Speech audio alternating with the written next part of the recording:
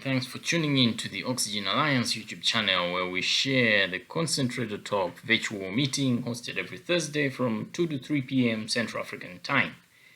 In the talk, we discuss different aspects of oxygen concentrator assessment, use, and maintenance. And please don't forget to subscribe and hit that notifications bell. Hello everyone, and thanks for joining in to our 15th Oxygen Concentrator Talk, brought to you by the Oxygen Alliance. Your usual host, Mwavi Lungu, and I'm very pleased to be having you here. So for those of you that may not be aware, the Concentrator Talk is a virtual meeting that the Oxygen Alliance hosts every Thursday from 2 to 3 p.m. Central African Time, where we discuss the different aspects of oxygen concentrator use, maintenance, and assessment. So if you have any questions that you would want us to help you out with, you can always send them to us in advance through our email address, info@oxygenalliance.org, and our technicians will do their best to work on those questions.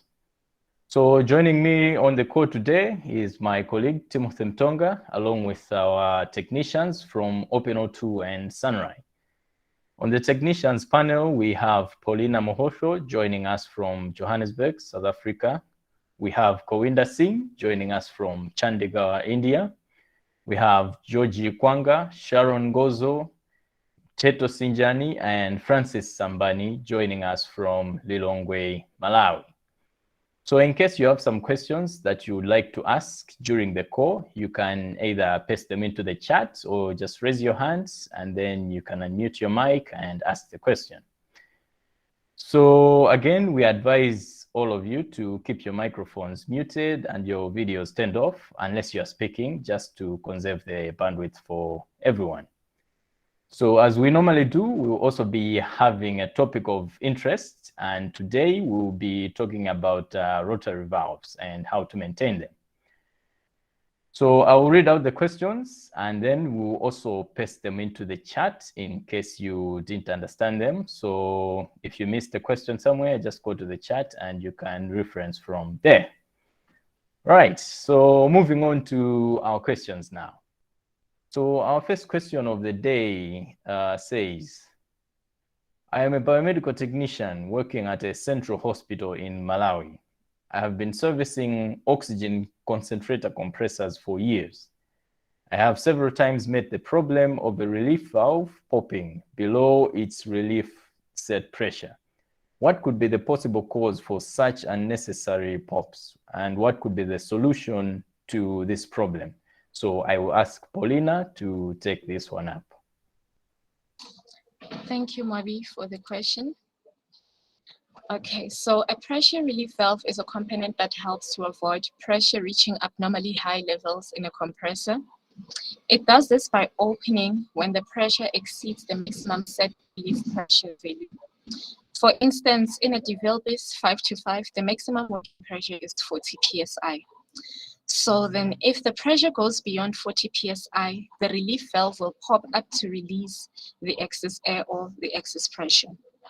Sometimes the valve becomes faulty and starts opening when the pressure is below the maximum set value, or in other cases, it does not open at all when the pressure gets beyond the relief pressure. So then you will need to confirm by swapping the valve. If the other valve works normally, then the older valve is faulty, and you will have to then replace it with a new one. The following are some of the possible causes of the relief valve to pop up before reaching the relief pressure. One, it could be the loose valve springs. The spring becomes weak when the problem is frequently when the valve is frequently engaging. Make sure you resolve the problem of the relief valve engaging unnecessarily to avoid the loosening of the springs. Number two, it could be broken valve springs. It is a rare case, but can happen when the valve is engaging due to very high pressures. And thirdly, it could be well, sometimes the air in the compressor may be very humid and water droplets may accumulate in the pressure relief valve. This may lubricate the pressure relief valve inwards so much that building pressure overtakes the force of the spring, keeping the pressure relief valve closed. The pressure then pushes the valve open before the normal level of air is reached. And another thing, lastly, it could be due to aging. So over time, the springs in the relief valve could age, and it would mean that now the pressure relief valve will need to be replaced. Thank you, Molly. Thank you very much, Paulina, for that explanation. I hope that was clear. So, but if we have any questions from the audience, you are free to raise your hand and ask. Or if we have some additional comments from the other technicians, you are also welcome to add on to what she has just given us. So we have a poll at the end of this question. So Timothy, if you would please launch that one up. All right, Maui, I've launched the poll. I think at this point, it's always best to remind everyone how to manage the polls. So if you can just give that explanation too. Yes. So if you are joining us from your mobile phone, just go to the bottom right of your screen and then click on the menus option. And in the window that opens up, you will see there is an activities button. So if you click on the activities button, that should take you to another menu window where pause is one of the options listed. If you are joining us from your computer, then you also go to the bottom right of your screen, and the last icon to your far right is the activities button. So you click on that button and it will open up a window where the pause menu is one of the options listed. So the votes are in. We have 3 people who have voted that they have worked on a concentrator with this problem before. And 2 who have not worked on a concentrator that had this problem. Okay, thank you very much. So moving on with our questions now. So the first question the second question, says, I am a technician at a district hospital. While fixing an AirSafe New Life Intensity 10, I noticed that the flow meter bore does not go up past 6 liters per minute when I try to move the bore to 10 liters per minute. What could be the problem? So I will ask Sharon to take this one up.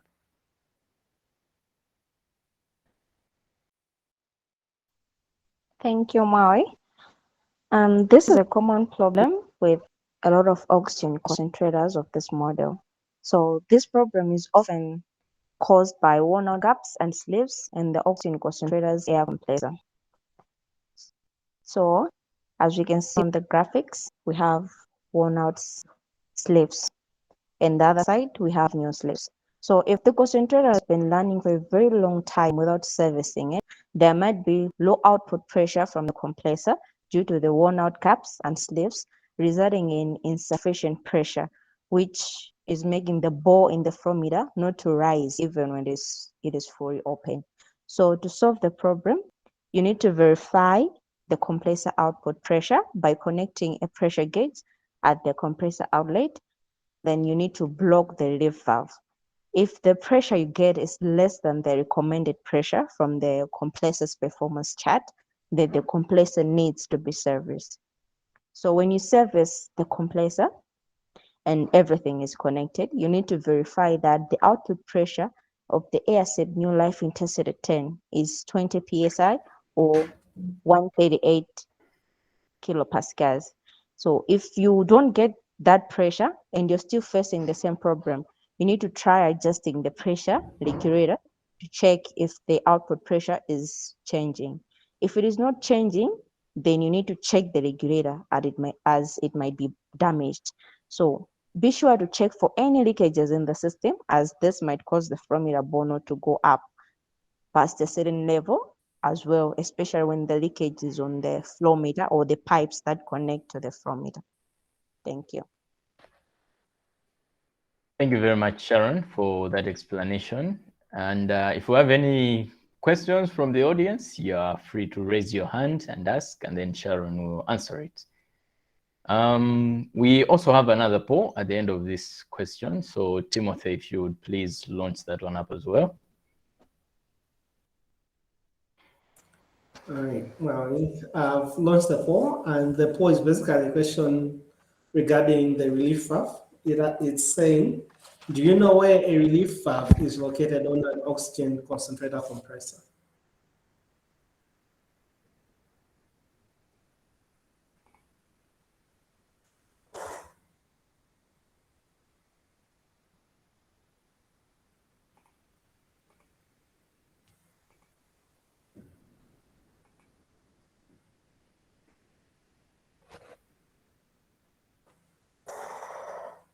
All right, so we have 4 responses. 3 have voted yes, and 1 has said that they do not know where the where the relief valve is located on an oxygen concentrator compressor.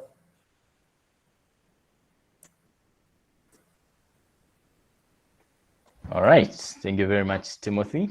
So moving on with our questions, the next question says,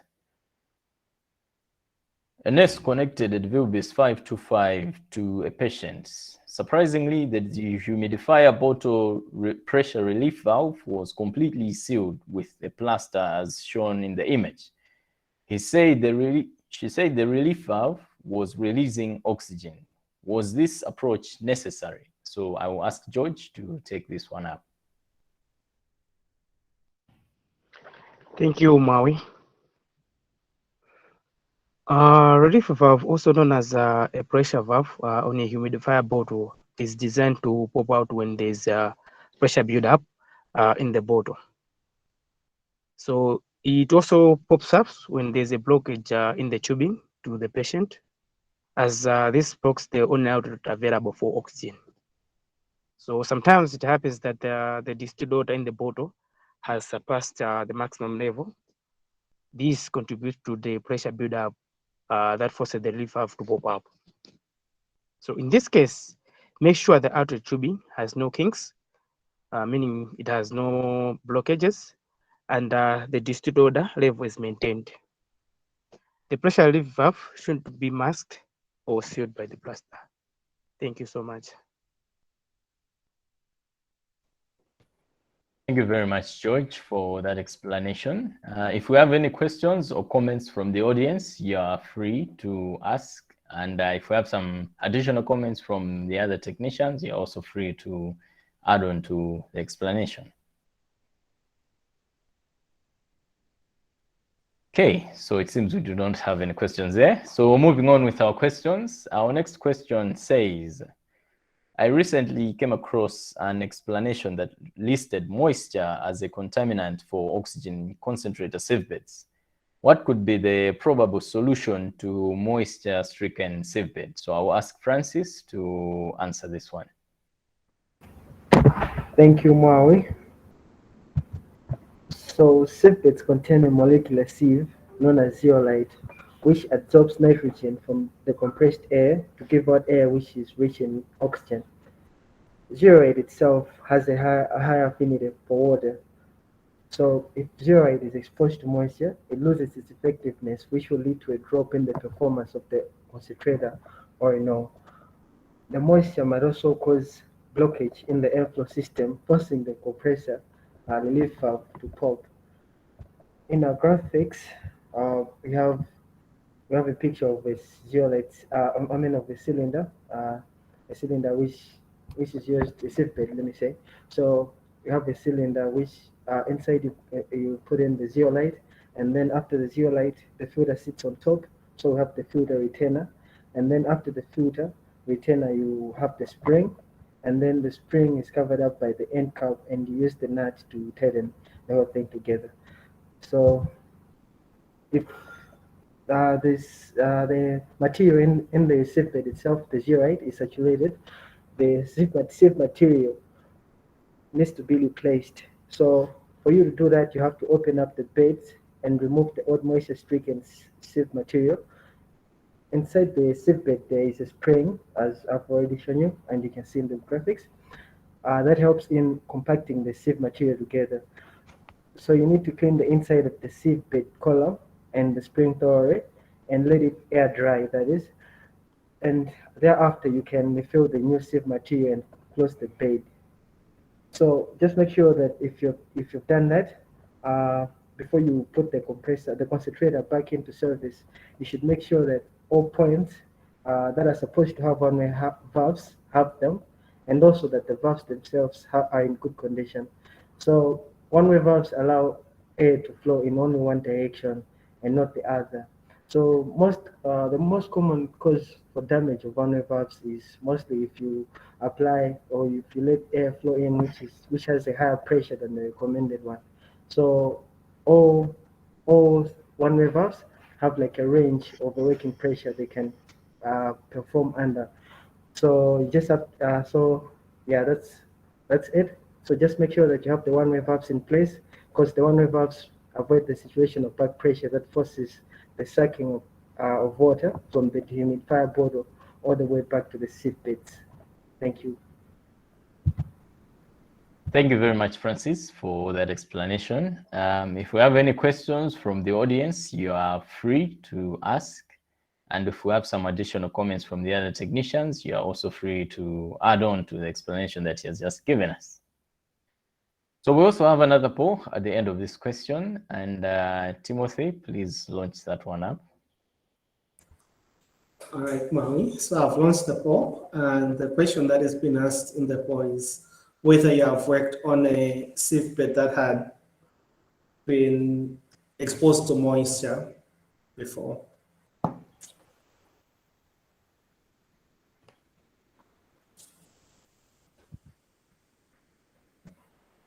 All right, so the votes are coming in. I think so far we have 3 votes. We can just wait for like 10 seconds and then we'll close the poll. All right. Most people have answered yes. So 3 people have answered that they have worked on sieve beds that had a problem with moisture before, and 1 person has answered no.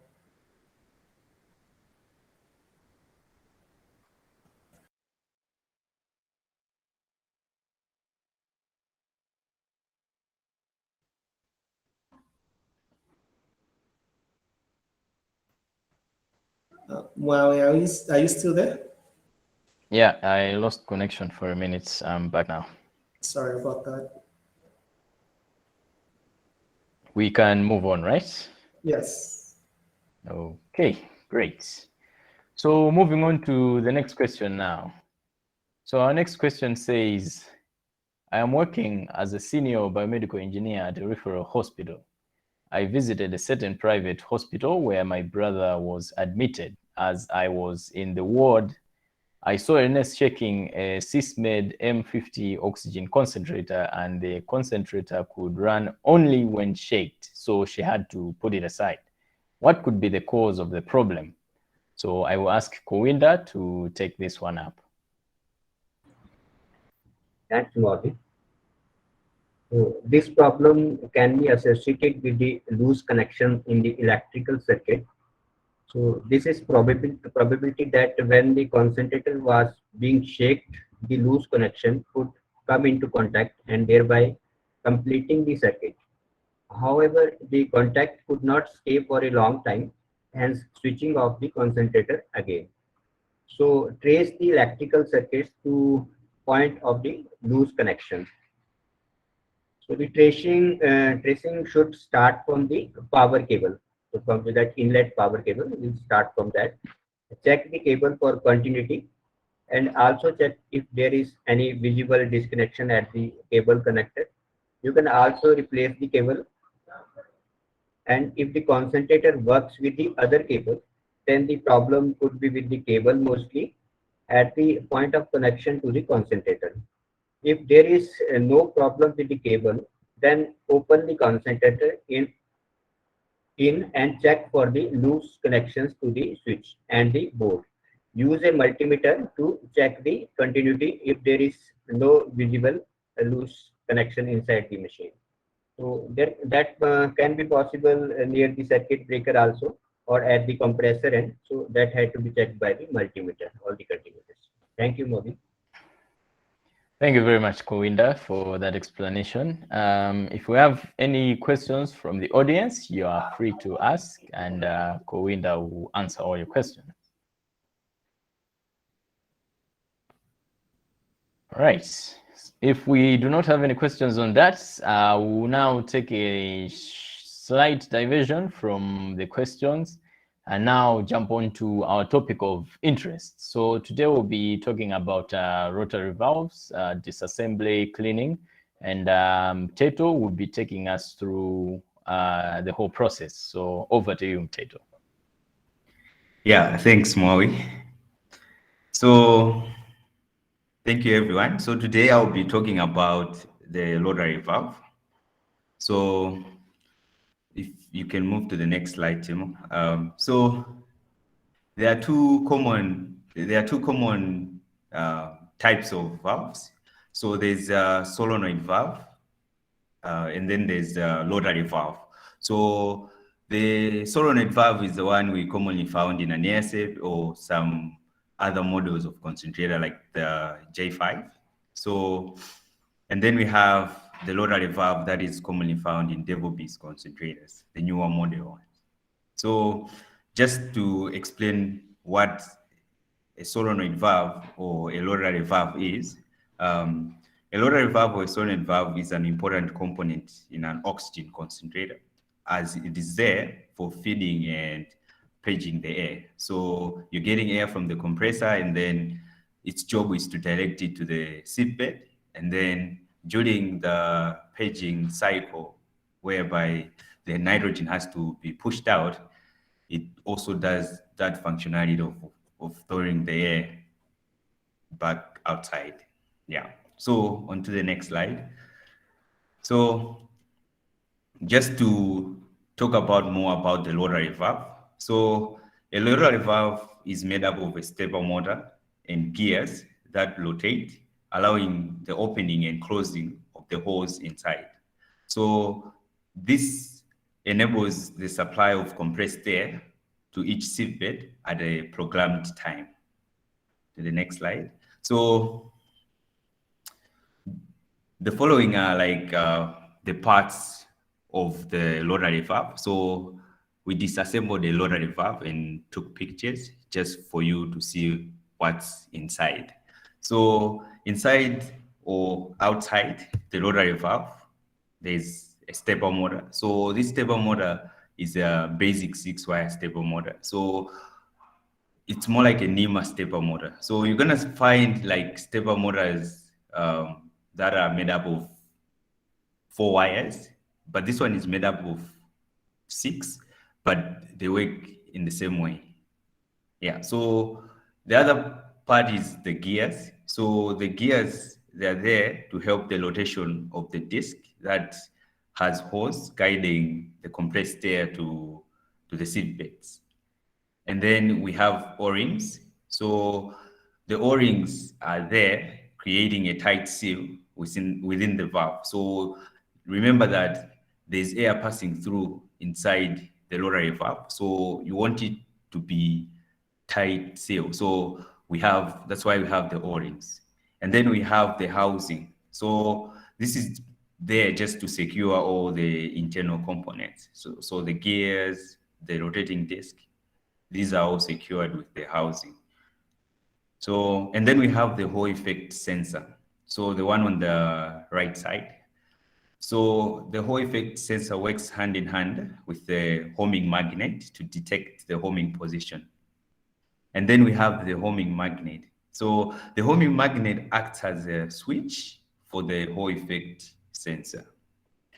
So on to the next slide. So the models that have like this type of valve, the rotary valve, is the newer 515 model, and then which is on the left side, and then the 525, so the one on the right. So you can literally see that the rotary valve is the same, just that it's sitting differently. Like on the 515, You just need like right fittings, and it's more like hanging in the air. Yeah. So, but it's the same rotary valve. You can interchange.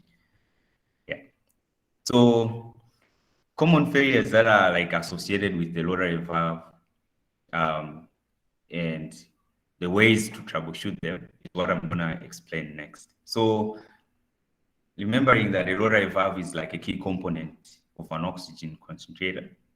Its failure to operate normally leads to low oxygen purity on the patient's outlet. So if you take an analyzer and then you measure the oxygen purity, you're gonna find out that the purity has gone down, and you might even receive some alarms for raw oxygen purity.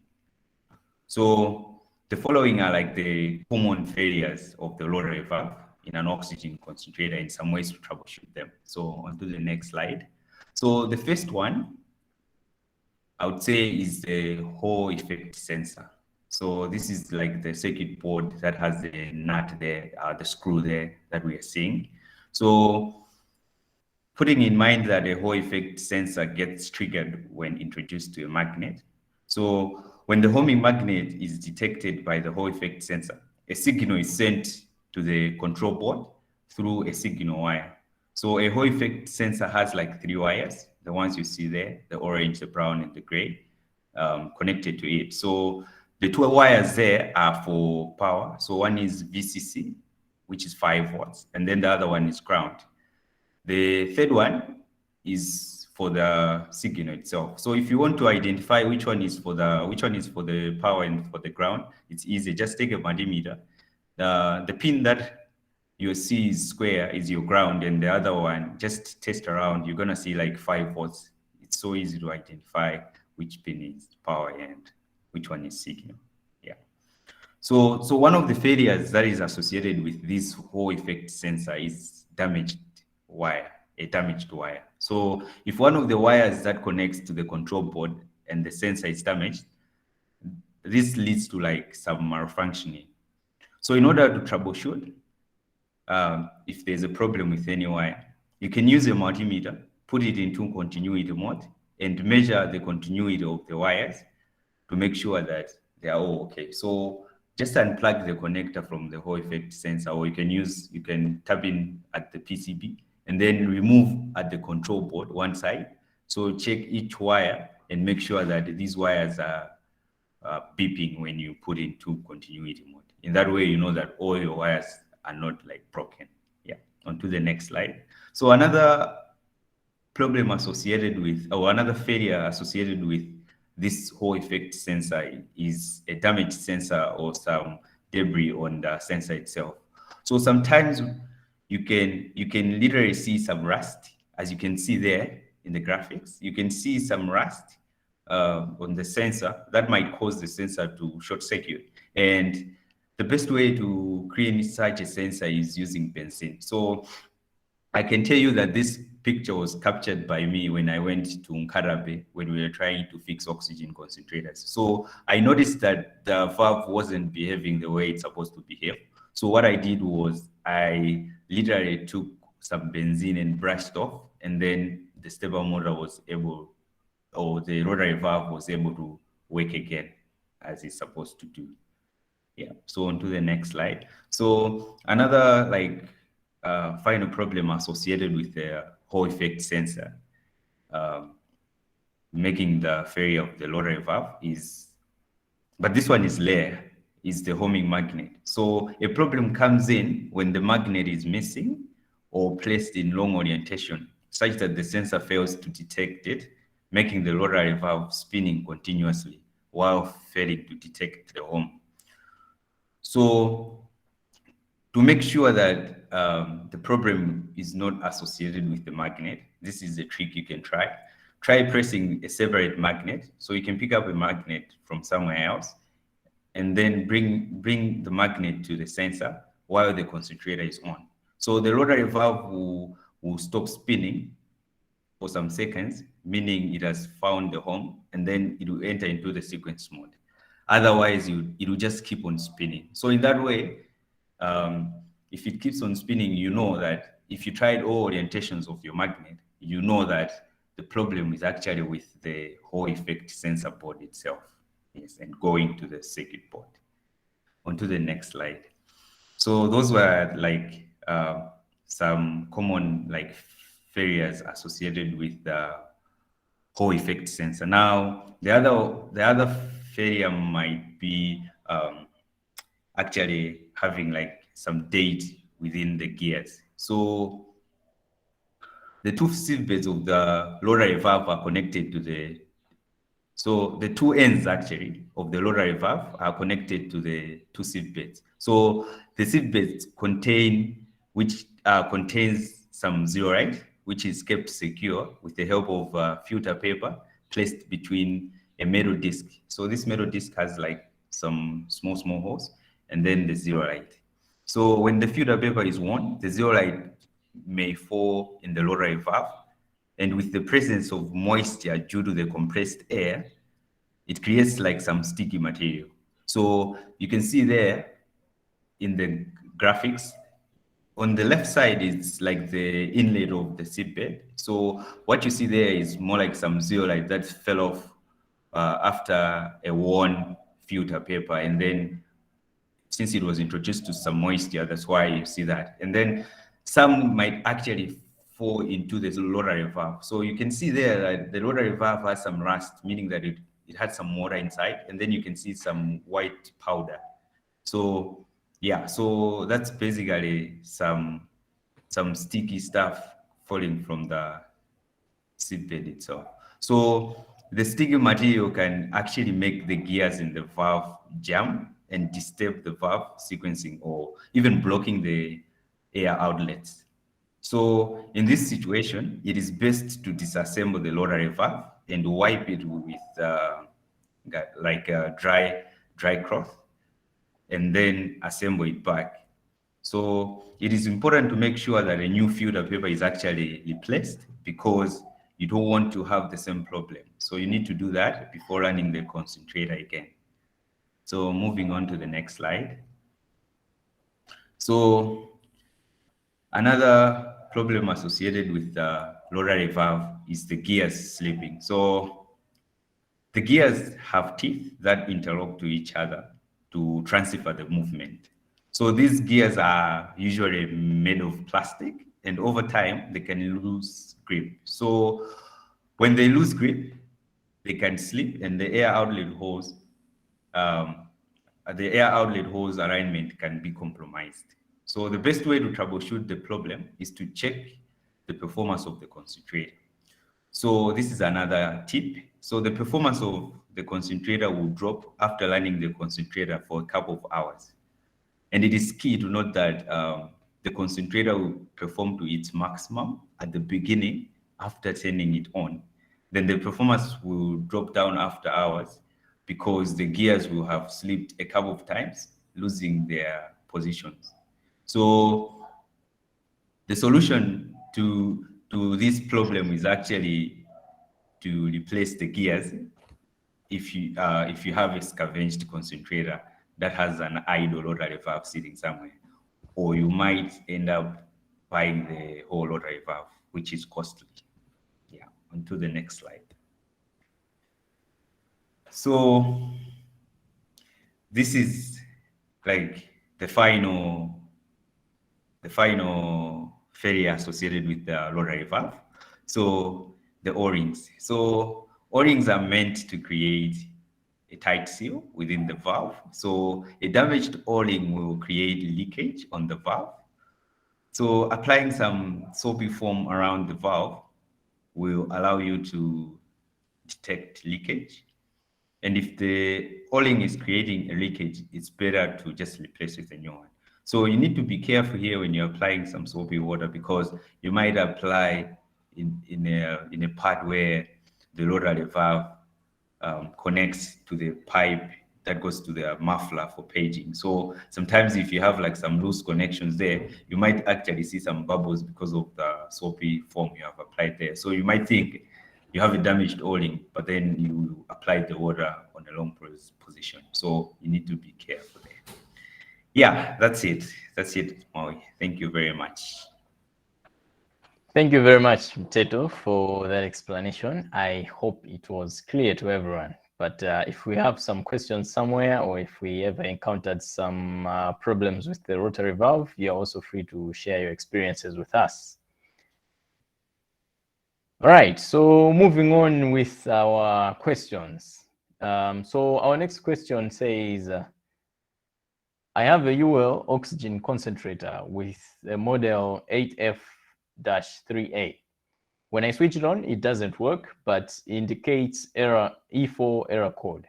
I looked through the manual and it says that the compressor circuit is closed. Can you please help? So I'll ask Sharon to take this one up.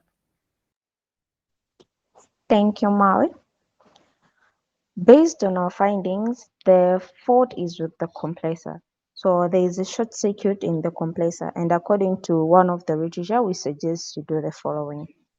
So firstly, make sure the compressor is getting the recommended voltage from the source.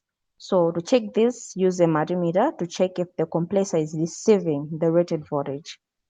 Secondly, make sure the capacitor of the compressor is in good working condition by testing the capacitance of the capacitor.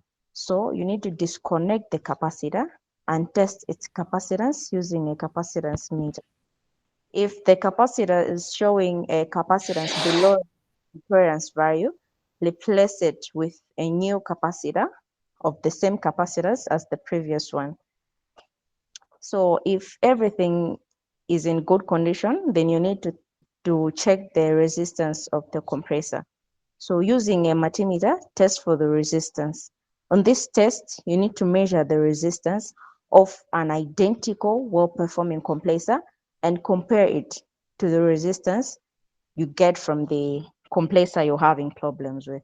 So you have to compare the two. If you're getting less than the resistance of the well-performing compressor, then we suggest it is 40. So lastly, we suggest you have to replace the compressor if necessary. Thank you. Thank you very much, Sharon, for that explanation. I hope that was clear. But if we have any further questions or comments on that, we are free to ask or add on to the explanation that she has just given us.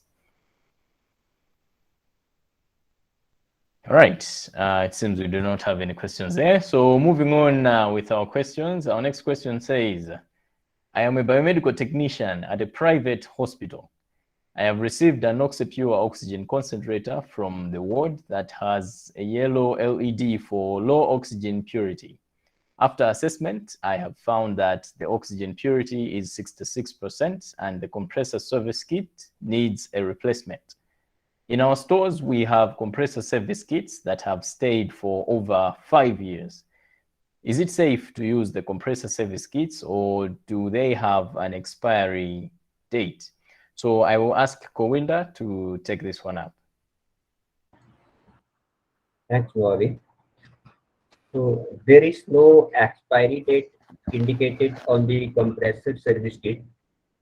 So it is usually packed in a plastic bag. There are rubber gaskets and O-rings in the kit. Therefore, there is a need of keeping the kit at the right temperature to avoid damaging the rubber components. So there are also metal components like sleeves that must be in contact with water while in storage. So we have to keep away from the water. So contact with water may result in rusting for the metallic components. Rusting may affect the smoothness and the strength of the sleeve, so thereby affecting its functionality. In view of this, the compressor service kit can still be used after 5 years, provided it was kept in a good environment and there is no visible damage to the kit. So thank you, Moby. Thank you very much, Kowinda, for that explanation. If we have any comments from the other technicians, you're free to add. And if we have some questions from the audience, you're also welcome to ask the questions. So we have another poll at the end of this question. So Timothy, if you would please launch that one up.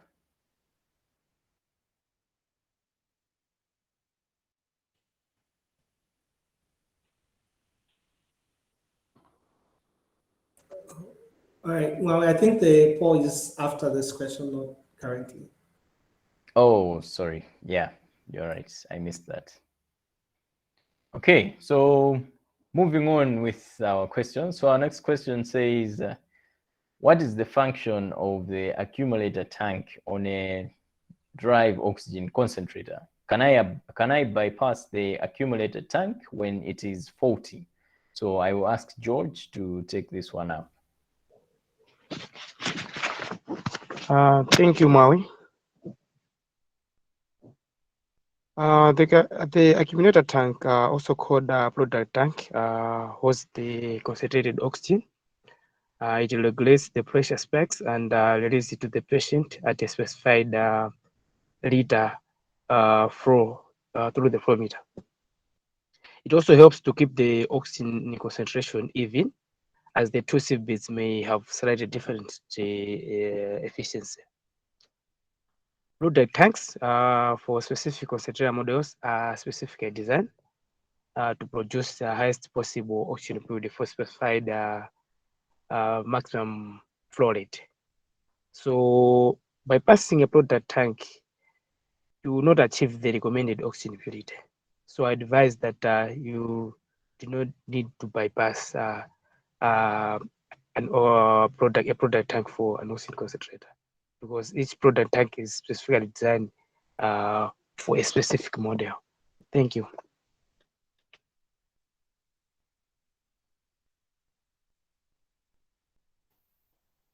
Thank you very much, George, for that explanation. And I think this is where we have the poll, Timothy. So you can launch that one now. Yes, we have a poll after this question. And we are basically asking in this poll whether the people in the audience have ever run an oxygen concentrator with a bypass accumulator tank before. So it's a simple yes or no poll. You can say yes if you have run a concentrator after you had bypassed an accumulator tank.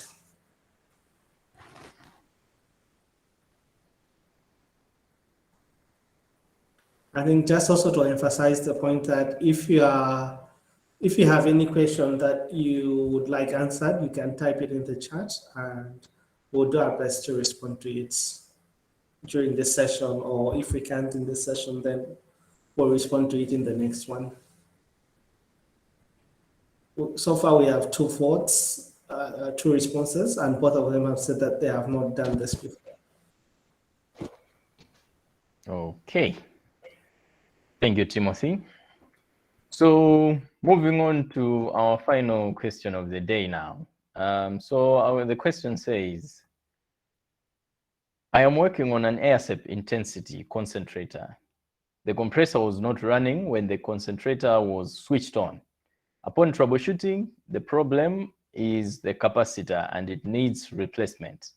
It's a Thomas 2660 compressor and needs a 15 microfarad capacitor, but I have a 12.5 microfarad capacitor. Is it okay if I use the 12.5 capacitor as a replacement? So I will ask Francis to take this one up. Thank you, Maui. So before I answer the question, maybe let's just go through what capacitors are in a compressor. So you have 2 types of capacitors, or maybe let me say 3 types. So you have the start capacitor, you can also have a run capacitor, and you can have a start or a run capacitor. That works as both the start and the run. So the start capacitors briefly increase the motor starting torque and allow the motor to be cycled on and off rapidly, and run capacitors energize the second phase winding, also known as the auxiliary winding, to create a rotating magnetic field while the motor is running. So capacitors of a compressor of an oxygen concentrator work as both as a start and also as a run capacitor. The simplest way to explain the mechanics of a capacitor would be maybe to compare it to a battery. Both of these store electricity. They store and release electricity. Capacitors are charged with electricity, then they release the stored energy at a rate of 60 times per second in a 60 cycle alternating current system, or 50 times per second in a 50 cycle alternating current system. So if your local electrical supplier uses 50 hertz, that means it will cycle at a rate of 50 hertz. But also that also depends on the rating of the capacitor itself. So in graphics, we have a picture of the two windings. So we have the upper part, which shows the two red wires for the 10 microfarad, that is for the capacitor winding, and then you have the blue and brown, that's for the motor winding. So yeah, those are the two windings found in a compressor on an oxygen concentrator. And on the picture on the right, we have a capacitor in an oxygen concentrator, and it's a 10 microfarad capacitor. The voltage isn't clearly clear on this picture, but then this capacitor can work in a 50 to 60 hertz, so you can use it in either a 50 hertz system or 60 hertz system. And also it has a tolerance of plus or minus 5%. So the sizing itself of a capacitor is critical to motor efficiency, just as sizing batteries is critical to radio. Remember, we'll be comparing the capacitor with the battery. So a radio that requires a 9-volt battery will not work with a 1.5-volt size battery. Thus, as the battery becomes weaker, the radio will not play properly.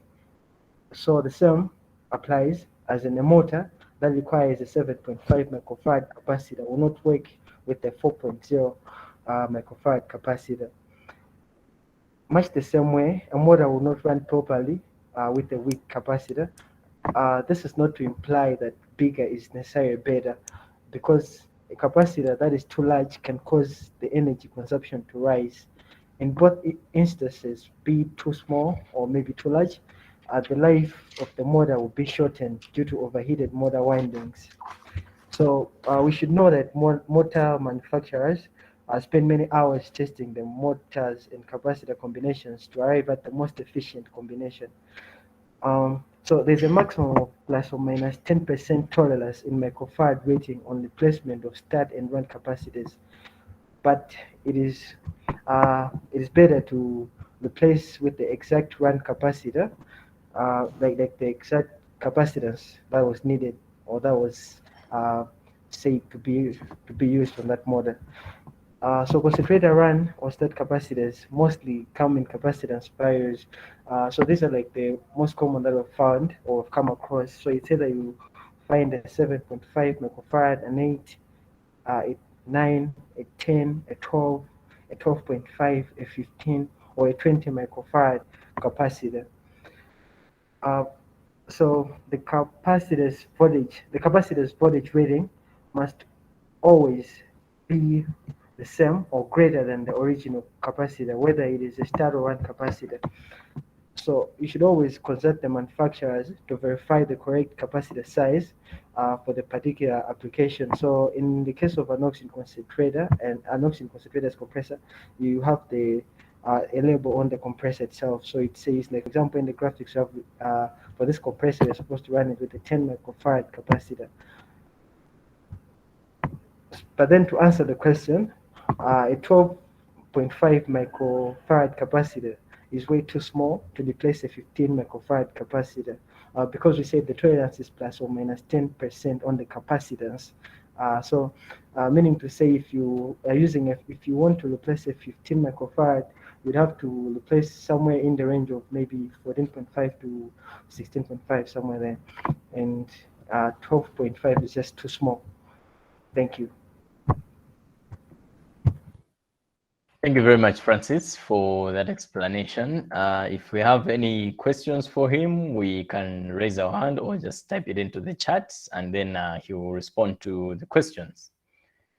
So we also have a final poll of the day. So Timothy, if you would please launch that one up. All right, so the poll is active now. And the question is, have you ever replaced a capacitor with a higher or lower value capacitor than required? So I think this is speaking to the question that had been asked, where there was a question on whether you can replace a 15 microfarad capacitor with a 12.5 microfarad capacitor.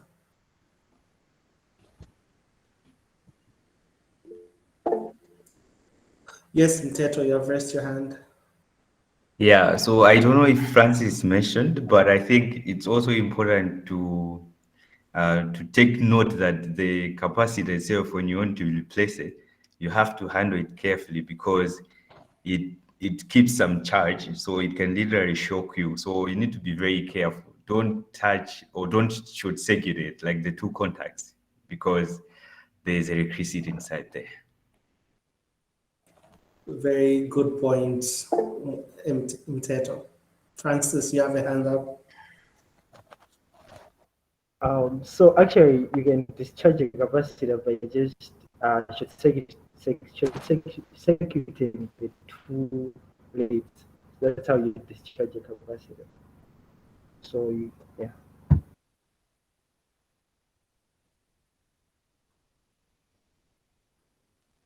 We lost you, Francis. Maybe just come again on that.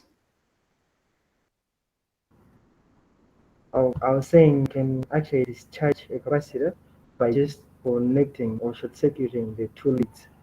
That is, you can either use a screwdriver which is insulated, of course, and just touching both the leads. The leads on the capacitor. That's how you can discharge the stored energy for you to safely handle it. Okay, great. Do we have the results, Timothy? Yes, so it's an even split. There are two people who have replaced a capacitor with one that had a different value before, and two who have not done this. All right, thank you very much. So reaching this far, this now brings us to the end of our oxygen concentrator talk today. And I would like to thank everyone for joining us for this week's concentrator talk. Just a reminder to those of you that are not yet on our mailing list that you can paste your email address in the chat, and then we'll add you to our mailing list so that we should be sending you reminders of the next call and then updates from the Oxygen Alliance. So we also encourage you to send questions to us in advance so that we have our technicians work on them and give you the best possible answers. So we also have a website, the Oxygen Alliance website. So if you want to learn more about the Oxygen Alliance, you can go on our website and you can explore, and then you learn more about what is the Oxygen Alliance. So we also have a YouTube channel where we post all the videos of our previous concentrator talk calls, the recordings. So if you happen to have missed one of the calls, you can just go on our YouTube channel, just search for Oxygen Alliance, and you should be able to find it. And please don't forget to subscribe once you get to the channel. So reaching this far, I don't know if you have any additional comments, Timothy.